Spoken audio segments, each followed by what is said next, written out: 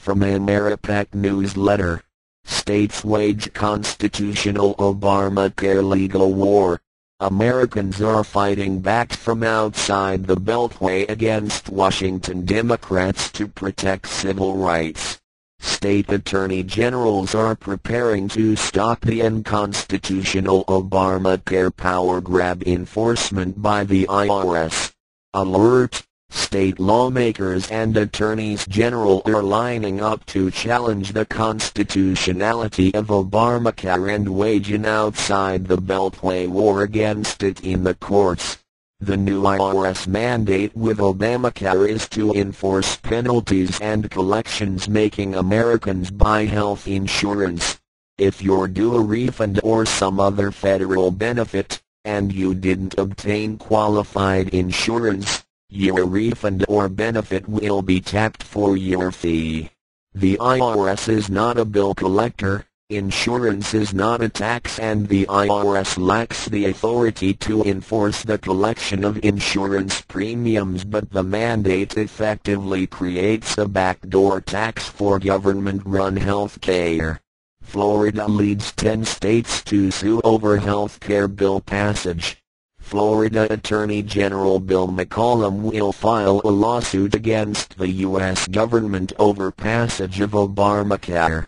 With 10 states joining Florida in this proposed lawsuit, Alabama, Texas, South Carolina, Utah, Nebraska, Pennsylvania, Washington, North Dakota and South Dakota, the lawsuit will challenge if the passage of the bill is constitutional.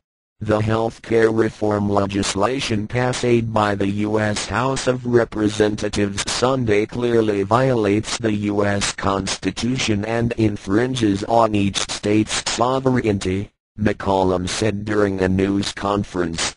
The lawsuit will be filed once Obama signs Obamacare into law. McCollum expects the lawsuit to end up in the Supreme Court's hands. Massachusetts is painfully aware of the destruction a health care insurance mandate does.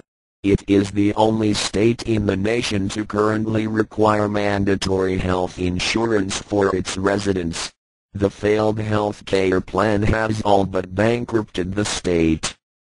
Voters in Massachusetts know this and took back the Kennedy seat in the Senate by electing Scott Brown. Now America is outraged that Democrats bypassed the people of and the 41st vote against Obamacare in the Senate.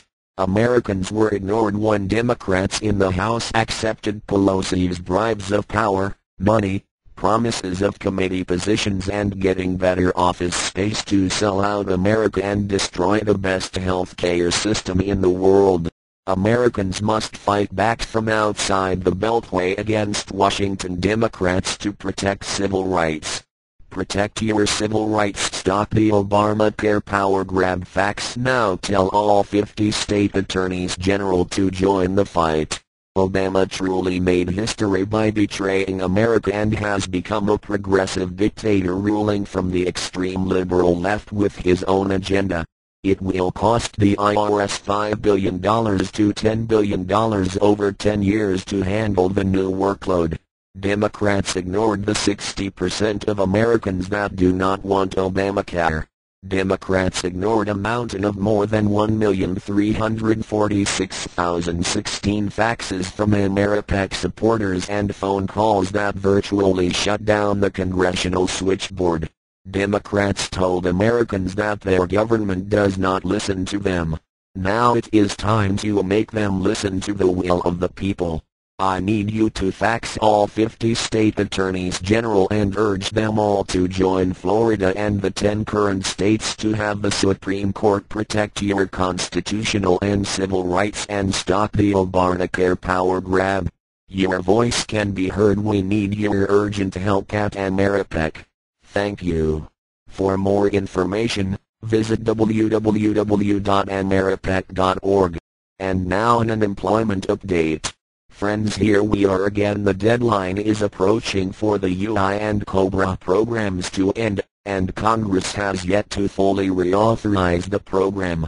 After the success in the Senate a few weeks ago, where they extended the filing deadline of the program through the end of the year, we have experienced some setbacks and are, again, hoping to pass another 30-day extension of the filing deadline. Here is what happened. Although the Senate passed a year-long extension of the filing deadline, it did so as part of a larger bill containing tax extenders, provisions of the tax code that lapsed at the end of the last year that the Senate wanted to extend into 2010. The problem is that those extenders were offset with revenue-raising measures that the House had already set aside for the health care bill. So the House could not pass the Senate version of the bill, and late last week, passed another 30-day extension of the filing deadline of the UI and COBRA programs so they wouldn't lapse. The plan is to then deal with the longer extension of the filing deadline once the health care bill fully clears Congress. The Senate is planning to spend virtually the whole week working on health care. Although the House passed the Senate bill Sunday, they are now turning to some fixes the House has passed in addition to the bill, and hoping to do it in the context of the budget. Unfortunately, this will take up virtually all of the floor time this week, and then both houses are on recess until April 12th. Thus, the Senate has to pass the 30-day extension of the filing deadline via unanimous consent, which doesn't mean that everyone in the Senate needs to vote for the bill, but that everyone in the Senate needs to agree that it should have a vote. One senator can hold up the whole process. That's what we saw Senator Jim Boning of Kentucky do a few weeks ago. Senator Reed of Nevada tried to move the extension last Friday, but was blocked by Senator John Kell of Arizona, who stated that because not all Republicans were on the floor, he would not agree to the vote. He expressed optimism that the bill would pass this week, and we need your help to make that happen. We cannot afford to let one rogue senator block this bill. The program lapsed just for a short time a few weeks ago, and states were able to keep things up and running. But because of the congressional recess, if the programs aren't reauthorized this week, they will lapse for at least a week, and the state agencies will not be able to keep things running as smoothly this time. That will lead to delays in people getting their checks. All of you should contact your senators and demand that they extend the filing deadline of UI and COBRA this week so that the programs don't lapse. But in particular, if your senators are Republicans, it is especially important that you contact them and make it clear to them that they cannot play games with this program and with your lives. Visit our new action alert, get in touch with them, and have your friends and families do the same. The time is now. You must act so that the Senate knows that it too must act now. What does this mean for you? This new 30-day extension of the filing deadline does not add additional weeks of benefits to the UI program. This new 30-day extension of the filing deadline will permit individuals that exhaust regular state benefits after March 28, 2010 to move on and collect federal benefits. This new 30-day extension of the filing deadline will permit individuals that exhaust a tier of federal benefits after April 4, 2010 to move to the next tier of federal benefits already in law. If you're on Tier 4, there is no Tier 5. You must ask them to amend the bill.